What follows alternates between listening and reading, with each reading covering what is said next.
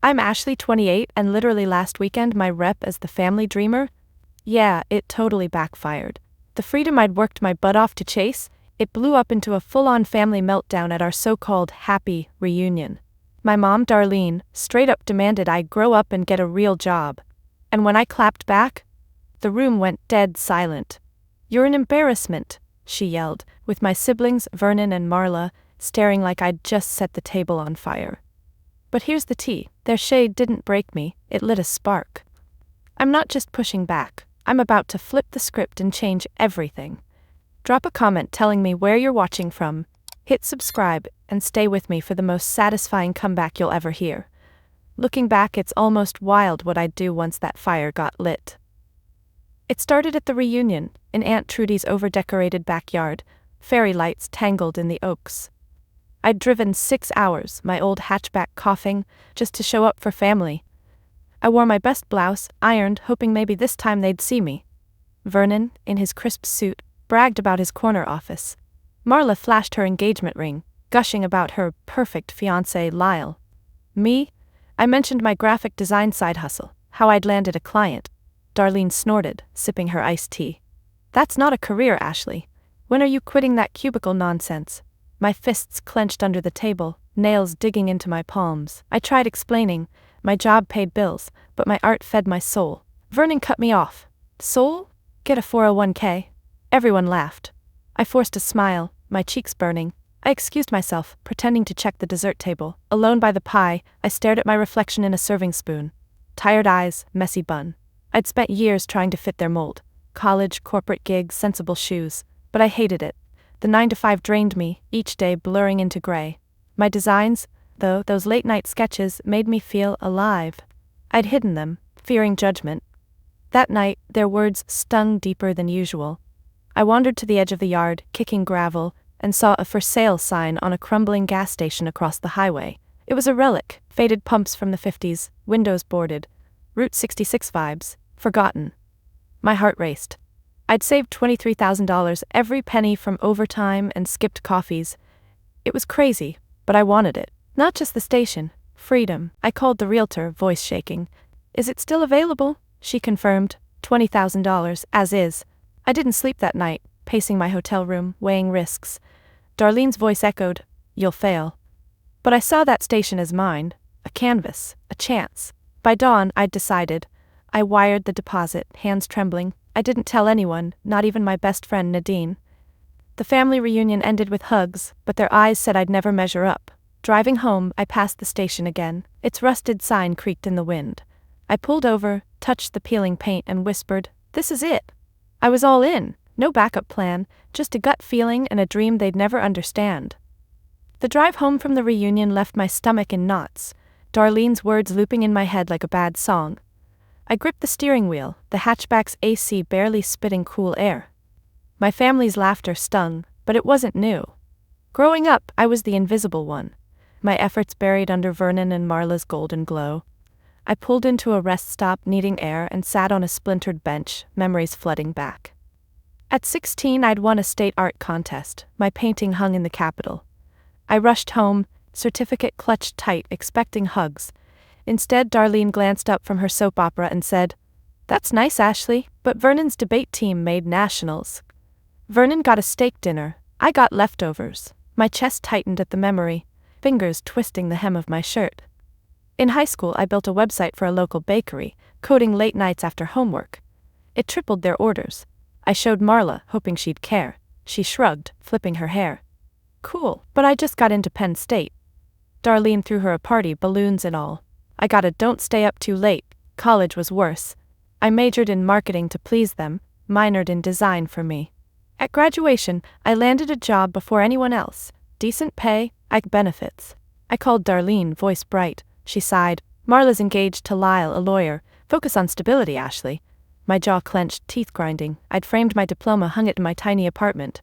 They never visited. Even small wins got ignored. Last year, I ran a half marathon, trained for months, posted a sweaty finish line selfie. Vernon commented, "Stick to desk work." Marla sent a thumbs up emoji. Darlene didn't bother. Meanwhile, Vernon's promotion got a family group chat buzzing, Marla's wedding plans dominating every call. I'd mute the chat, my throat tight, and sketch until my hand cramped. My designs, logos, posters were my escape, uploaded anonymously online. Clients found me, paid well. I saved every cent dreaming of something bigger. That gas station? It was my rebellion, my middle finger to their real job mantra. Sitting at the rest stop, I scrolled my phone, landing on a photo from 5 years ago. Me at 23 holding a freelance contract, grinning. I'd texted it to Darlene. Her reply? Hope it's not a scam. I laughed bitterly, wiping my eyes. The sun dipped low, casting shadows over the lot. I remembered every slight, every time I swallowed my pride, nodded, and smiled. They'd shaped me, but not how they thought. Their dismissal fueled me, made me stubborn. I'd bought that station to prove them wrong, but also to prove something to myself. I wasn't invisible. My hands shook as I started the car, the engines sputtering. I'd poured everything into that derelict heap, savings, hope, guts. No one knew. Not Nadine, not my coworkers. It was mine, and I'd make it work, even if it killed me. Back on the road, I passed a billboard for Vernon's firm, his smug face looming. I snorted, cranking the radio. Let them celebrate their corner offices in diamond rings. I had a rusted pump and a dream, and that was enough. For now, I'd keep my secret, let them think I was still their flaky Ashley. But soon, they'd see what I'd built from nothing. The gas station was a wreck, but it was mine. I'd signed the papers a week after the reunion, hands sweaty, heart pounding like I'd just robbed a bank. That first day, I pulled up in my hatchback, the sold sign crooked in the dirt. The place smelled of oil and neglect, windows cracked, roof sagging like it was tired of standing. I kicked a rusted can across the lot, my sneakers crunching gravel. This was it, my aha moment, except it felt more like panic. I'd sunk $20,000 into this heap, quit my corporate job, and hadn't told a soul. Darlene would have had a stroke. I popped the trunk, grabbed a crowbar, and started prying boards off the door, splinters snagging my palms. Inside it was worse. Moldy carpet, busted pipes, a counter coated in dust. I lived out of my car, a sleeping bag in the back seat, eating gas station burritos to save cash. Days blurred, 12-hour shifts hauling debris, scrubbing walls, my arms aching. My phone buzzed with Darlene's texts. You missed Marla's engagement party. I ignored them, sweat dripping as I patched the roof in 90-degree heat. Nights, I'd collapse, staring at the stars through my windshield, doubting everything. What if I'd thrown my life away? But then I'd sketch, napkins, receipts, anything. Designs for a retro diner, a Route 66 museum. It kept me going. The breakthrough came months later. I'd cleared the main building, started on the back room, a locked door I'd ignored. Curiosity hit, I jimmied it open, hinges screaming. Inside a jackpot, crates of vintage Route 66 signs, neon tubes, postcards, even a 1950s jukebox caked in grime but intact. My breath caught. I knew collectors paid thousands for this stuff. Tucked in a box, I found a yellowed certificate. The station was a registered historic landmark. I sank to the floor, clutching it, tears mixing with dust on my face. This wasn't just junk, it was capital, validation, a future. I spent weeks researching, hands shaking as I emailed collectors, my laptop balanced on a milk crate. Offers rolled in. $15,000 for a single sign, $8,000 for the jukebox. I sold enough to cover repairs, kept the rest for display. The certificate meant grants, tax breaks, a shot at turning this place into something real. I worked harder, sleeping less, my hands calloused, nails chipped. Nadine called, worried. Ash, you sound exhausted. I lied, said I was consulting. I couldn't risk anyone knowing, not yet. Darlene's voice still haunted me. You'll fail. But every nail I hammered, every wall I painted, screamed, I wouldn't. By month 6, the station looked alive. New roof, fresh paint, the lot cleared. I'd moved into a tiny camper on site, a step up from the car. My savings were gone, but the memorabilia sales and a small grant kept me afloat. I'd done this alone, no corporate paycheck, no family cheering. The station wasn't just a building, it was me, standing tall against their doubts. I'd built something real, something mine. Soon I'd show the world. But first, I had to face them, one last family dinner where they'd try to bury me again. The station was finally taking shape, but dread gnawed at me as I locked its new glass door, the keys jangling in my hand. Tomorrow was the annual family dinner at Darlene's, and I'd rather scrub the station's grease traps than sit through it. I leaned against my camper, the evening air thick with cicadas, my phone buzzing with an email that made my heart skip. A Route 66 preservation group wanted to feature my station in a national magazine, with a potential grant to seal the deal. It was huge. Validation, funds, a spotlight. The catch? I had to pitch in person next week. I chewed my lip, staring at the station's fresh paint glowing under the dusk. This was my shot, but first I had to survive Darlene's dining room. I climbed into the camper, kicking off my boots, the tiny space smelling of coffee and paint thinner. My hands were rough, nails split from months of labor, but I felt stronger, sharper. I'd poured everything into this place. Sweat, savings, sanity. The memorabilia sales had paid for plumbing, the landmark certificate opened grant applications. I was close to turning this relic into a destination, a neon-lit haven for road trippers. But Darlene didn't know. Vernon and Marla didn't know. I'd kept it secret, dodging their calls, texting vague replies. Tonight I had to face them, and the thought twisted my gut like a wrench. I dug through my duffel, pulling out a clean sweater, nothing fancy. Darlene's dinners were a performance, her polished table, her perfect family, all a stage to remind me I didn't fit. I'd gone every year hoping for a scrap of approval. Last time Marla bragged about her honeymoon, Vernon droned about his bonus. I'd mentioned a freelance gig and Darlene cut me off. Pass the potatoes. My jaw clenched at the memory, fingers tugging my hair into a messy bun. This time I wasn't the old Ashley, cock shrinking to please them. But I wasn't ready to spill my secret either, not until the magazine deal was locked. I drove to a gas station, not mine, to fill up, the neon lights mocking my nerves. In the bathroom, I splashed water on my face, staring at my reflection. Tired eyes, but a fire behind them. I'd built something from nothing, lived in my car, fought setbacks alone. Darlene's voice echoed, "You're wasting your life." I dried my hands, crumpling the paper towel. Maybe I was crazy, but I'd rather bet on myself than beg for their pride. I grabbed a coffee, paid, and slid back into my hatchback, the engine coughing as I headed to Darlene's. The closer I got, the tighter my chest felt. I parked a block away, needing a minute. My phone pinged. Nadine, checking in. "You okay?" I typed, "Surviving," and hit send. I didn't tell her about the dinner or the station. Not yet. This was my fight.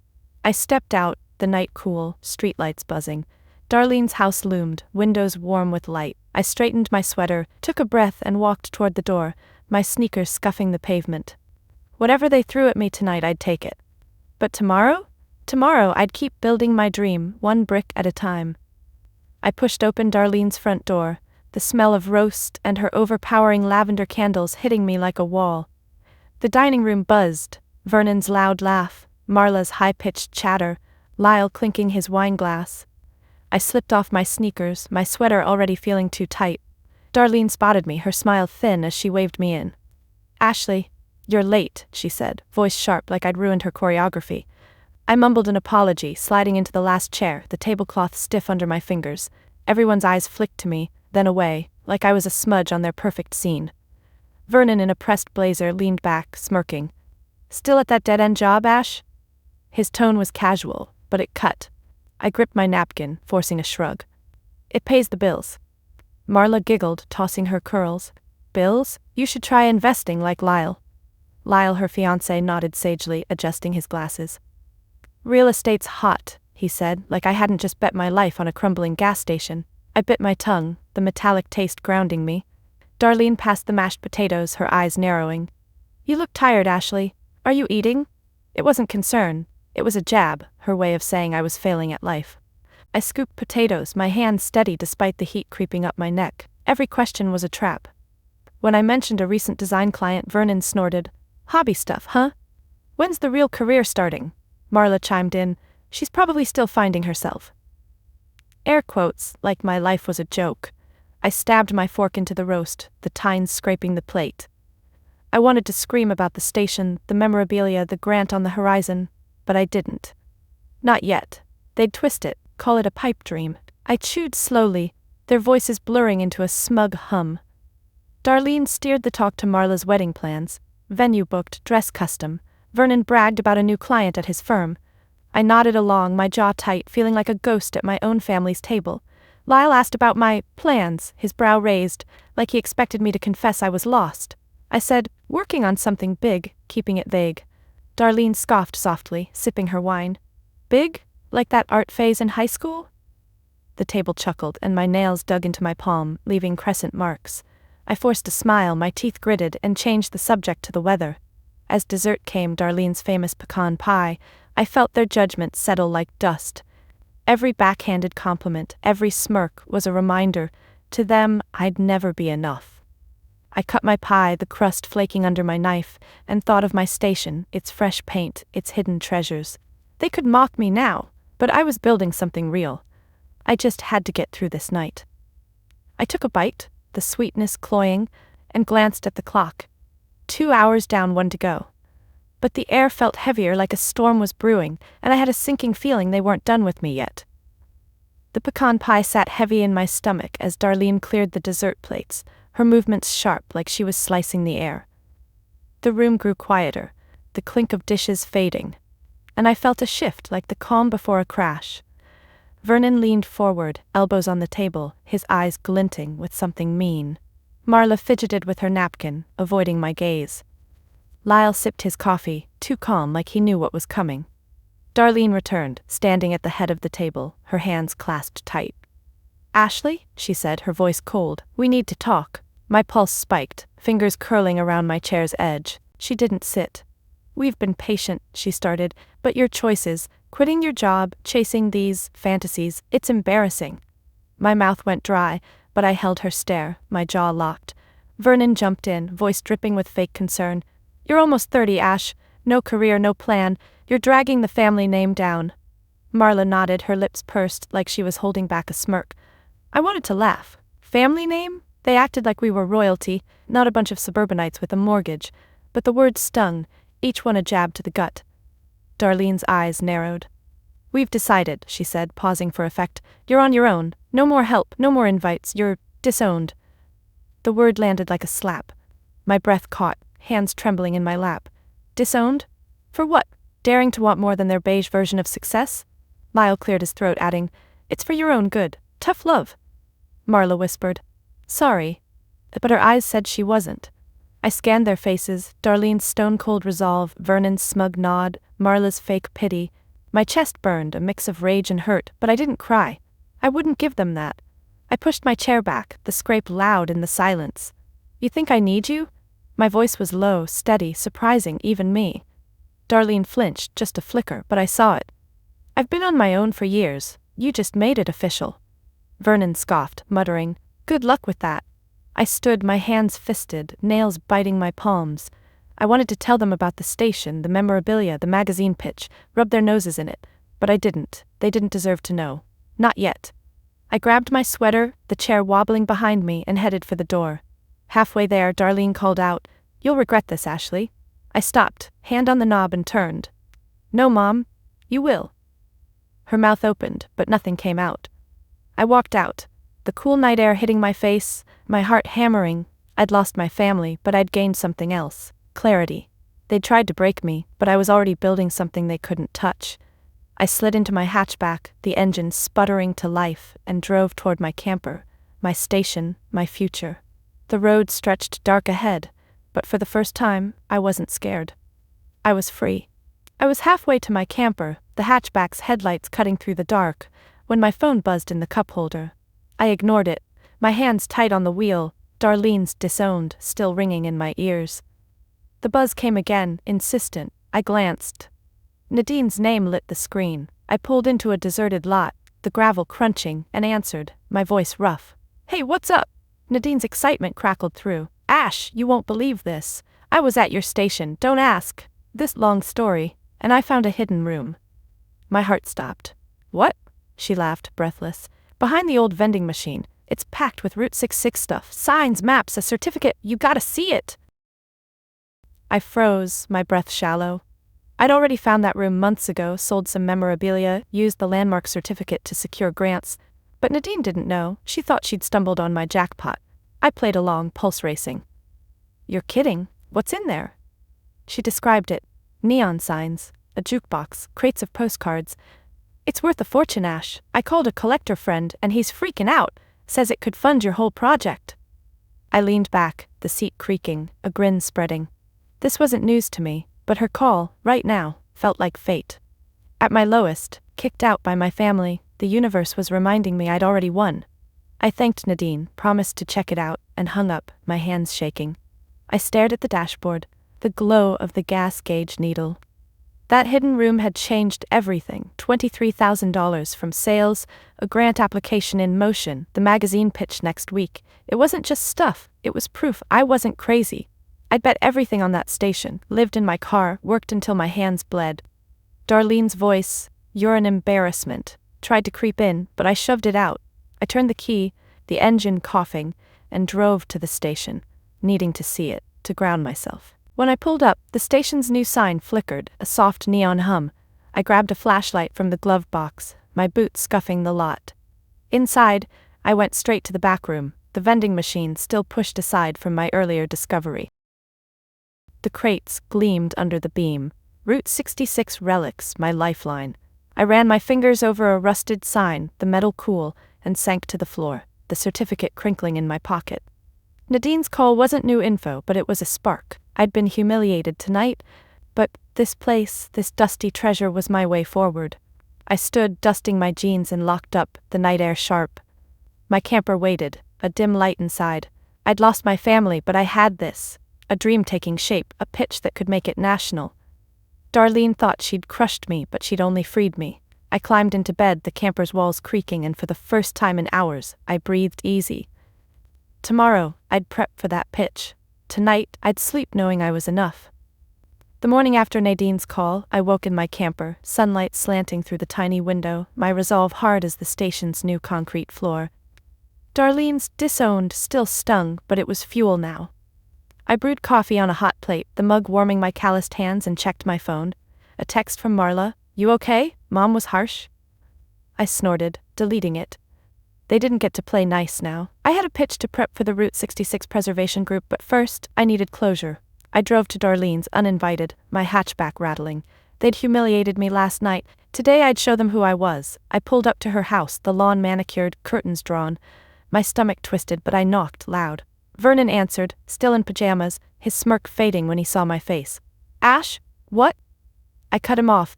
"Get everyone, now." He hesitated, then called for Darlene and Marla.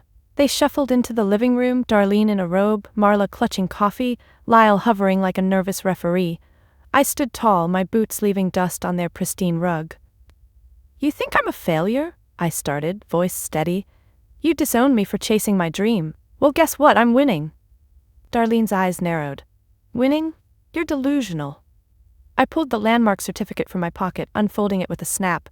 "This is my gas station, historic, certified. I found a room full of Route 66 memorabilia, worth thousands. It's funded my restoration." Vernon's jaw dropped. Marla gasped, her mug trembling. I kept going. "A national magazine's pitching my story next week. I did this alone while you mocked me." Lyle adjusted his glasses, muttering, "Impressive." Darlene's face tightened, lips a thin line. "You hid this?" she spat. I laughed, sharp. "You didn't deserve to know." Marla tried. "Ash, we didn't mean." I held up a hand. "Save it. You celebrated Vernon's bonuses, Marla's wedding, but ignored me. I built something real, and you can't take that away." Vernon scoffed, recovering. "One lucky break doesn't make a career." I stepped closer, my shadow falling over him. "It's not luck, it's work. Sleepless nights, blistered hands, living in my car. You wouldn't last a day." He looked away, cheeks red. Darlene opened her mouth, but I was done. "I'm not your punching bag anymore. Don't call, don't text, I'm out." I turned, heart pounding, and walked to the door. Marla called, "Wait," but I didn't stop. Outside, the air felt cleaner, my shoulders lighter. I'd exposed their hypocrisy, not with screams, but with truth. My hatchback waited, engine coughing as I started it. Driving back, I passed my station, its neon sign winking. I'd faced them, not for their approval, but for me, to close that chapter.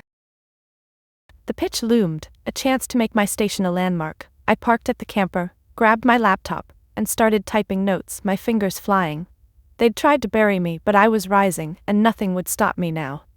The gravel crunched under my boots as I pulled up to Nadine's place, a cozy diner just off the highway, its neon sign buzzing, "Open." After confronting Darlene and the others, I needed something real. Not their fake apologies. Nadine had texted, insisting I swing by for coffee, no excuses. I pushed through the diner's door, the bell jingling, and the smell of bacon and syrup wrapped around me like a hug. Nadine spotted me from behind the counter, her apron flour-dusted, and waved me to a corner booth. "Ash, you look like you fought a war," she said, sliding in across from me, her warm eyes scanning my face. I managed a half smile, my hands fidgeting with a sugar packet. I'd known Nadine since high school, the only one who ever asked about my sketches without rolling her eyes. She poured us coffee, steam curling, and leaned in. "Spill, what's got you so wired?" I hesitated, the weight of last night, Darlene's disowning, my showdown, still raw. But Nadine's grin, her chipped front tooth showing, loosened something in me. I told her everything. The reunion, quitting my job, buying the station, living in my car, the memorabilia find. Her jaw dropped when I mentioned the magazine pitch. "You did all that alone?"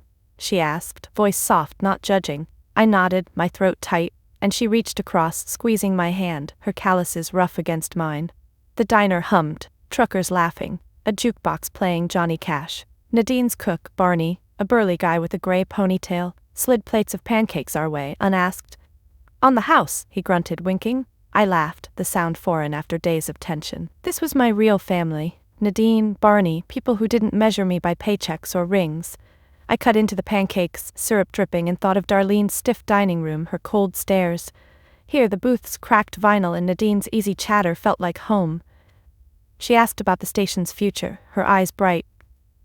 "You're gonna make it a legend, Ash, I feel it." I sipped my coffee, the bitterness grounding me. Nadine didn't pity me, she saw me. Unlike Vernon's smirks or Marla's fake tears, her pride was real.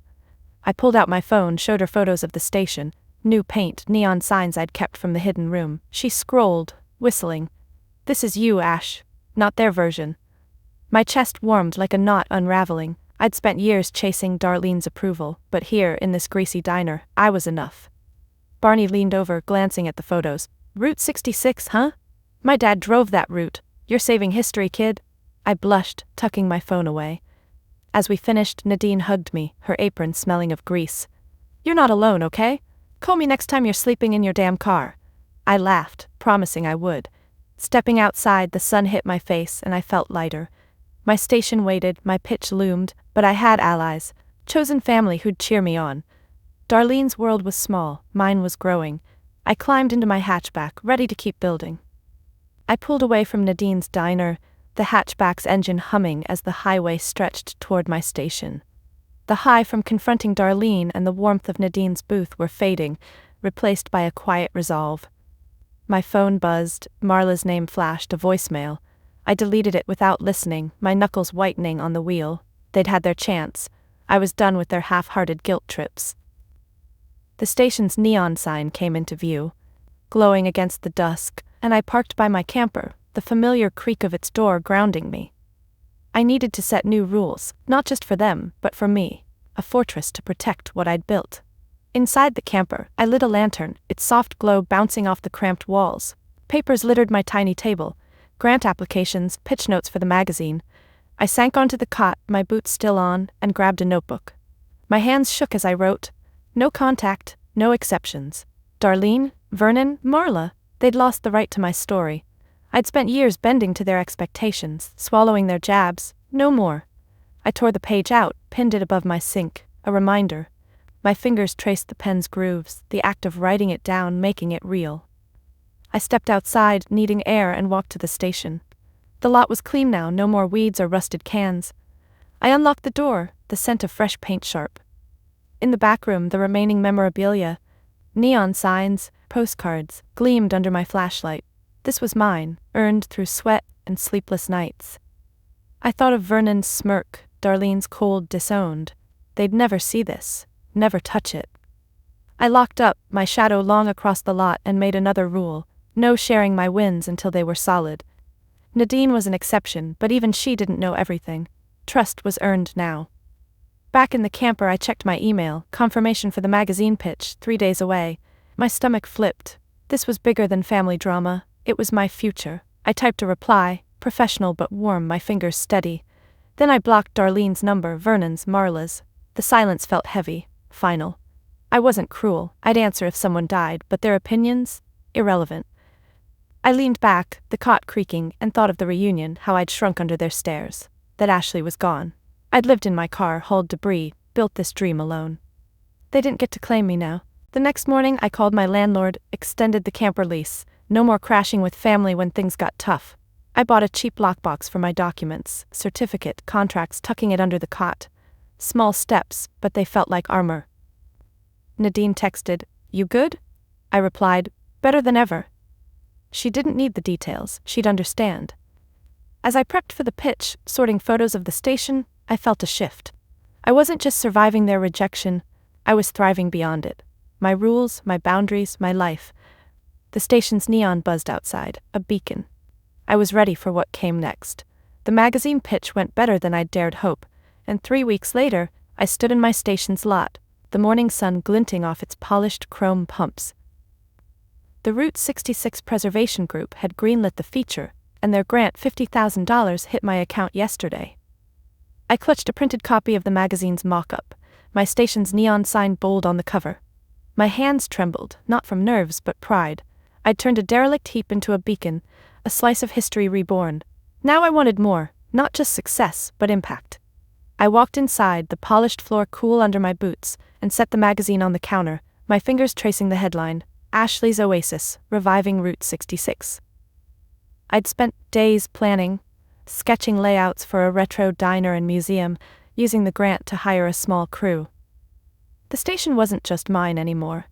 It was a legacy. I thought of Darlene's dining room, her voice spitting embarrassment. She'd tied our family name to Vernon's suits, Marla's ring. I'd reclaim it my way, not for them, but for every dreamer who'd been told they weren't enough. I grabbed a hammer from the back room, my calluses familiar against its grip, and joined the crew outside. We were installing a new signpost, a replica of a 1950s Route 66 marker. I drove a stake into the ground, sweat beading, each swing a defiance of their doubts. A local reporter, Wanda, stopped by, her notepad ready. "Why this station, Ashley?" she asked, her pen poised. I wiped my brow, leaning on the hammer. "It's not just a building, it's proof you can build something from nothing, even when no one believes in you." She scribbled, nodding, and I felt a surge of purpose. The article would draw tourists, collectors, maybe even kids like I was, sketching dreams in secret. I showed her the memorabilia display. Neon signs, postcards, the jukebox humming Elvis. "This is history," I said, "and I'm giving it a future." By afternoon, the crew and I finished the signpost, its paint fresh, gleaming. I stepped back, hands on hips, and pictured the station packed. Families snapping photos, bikers swapping stories, my diner serving milkshakes. I'd hire locals, maybe kids needing a chance, like Nadine gave me at her diner. The family name, our name, would mean resilience, not judgment. I didn't need Darlene's approval. I was rewriting what it stood for. A car honked, Nadine pulling up, her grin wide. "Look at you, boss lady," she yelled, tossing me a soda. I caught it, laughing, the can cold against my palm. As the crew packed up, I sat on a crate, the lot quiet. I thought of my 16-year-old self, ignored at that art contest. I'd carried her with me, through every setback, every nail hammered. This station was for her, for me, for anyone fighting to be seen. I tucked the magazine under my arm, my shadow long across the lot. The neon buzzed, a steady pulse. I wasn't just saving a gas station. I was building a legacy that would outlast their scorn, one visitor, one story at a time. The station's neon glowed soft against the twilight, casting a warm hum over the lot as I locked up for the night. I leaned against the door, my boots scuffing the clean pavement, and let out a long breath. The magazine feature was live, tourists already trickling in, snapping photos of the restored pumps. The grant money was transforming the back room into a museum, and I'd hired 2 locals to help with the diner setup. But tonight, alone, I wasn't thinking about numbers or plans. I walked to my camper, the air cool, and sat on its steps, a soda in hand, the can sweating against my palm. I'd done it, turned a crumbling relic into a living dream, but something deeper had shifted. I popped the soda, the fizz loud in the quiet, and stared at the stars pricking the sky. For years I'd chased Darlene's nod, Vernon's respect, Marla's attention. Every sketch, every late night carried their voices. "You'll fail." I'd built the station to prove them wrong, but somewhere along the way it stopped being about them. The station with its gleaming signs and humming jukebox was mine, not a weapon, but a mirror. It showed me who I was, stubborn, scrappy enough. I didn't need their applause to feel it. My chest loosened like I'd been holding my breath for a decade. I thought of the reunion, my fists clenched under Darlene's table, and the dinner, there, disowned, cutting deep. Those moments had pushed me here, but they didn't define me. I set the soda down, my hand steady, and pulled the landmark certificate from my pocket, its edges worn. I'd found it in that hidden room, alongside the memorabilia that funded this dream. It wasn't just paper, it was proof I'd bet on myself and won. I tucked it back, my fingers brushing the camper's rusted step. I didn't need to carry their judgment anymore. Nadine's laugh echoed in my mind, her diner booth a lifeline. Barney's gruff, "You're saving history," stuck too. They saw me, not the Ashley Darlene dismissed. I smiled, small but real, and looked at the station. A car slowed on the highway, its headlights catching the neon. Someone out there would visit. Maybe a kid with a sketchbook, and see what I'd built. That was enough. I stood, stretching, the night wrapping around me like a friend. I'd found peace, not in revenge, but in knowing my worth was mine to define. Have you ever had to prove yourself to someone who didn't see you? I'm Ashley, and my journey, turning a broken-down gas station into a Route 66 landmark, wasn't just about defying my family's doubts. It was about finding my own validation, brick by brick. I want to hear your stories. Drop them in the comments. What's the dream you're chasing, despite the naysayers? If my story resonated, please like, subscribe, and share it with someone who needs to hear it's okay to define success on their own terms. Keep building your dreams, no matter who tries to dim your light. You've got this.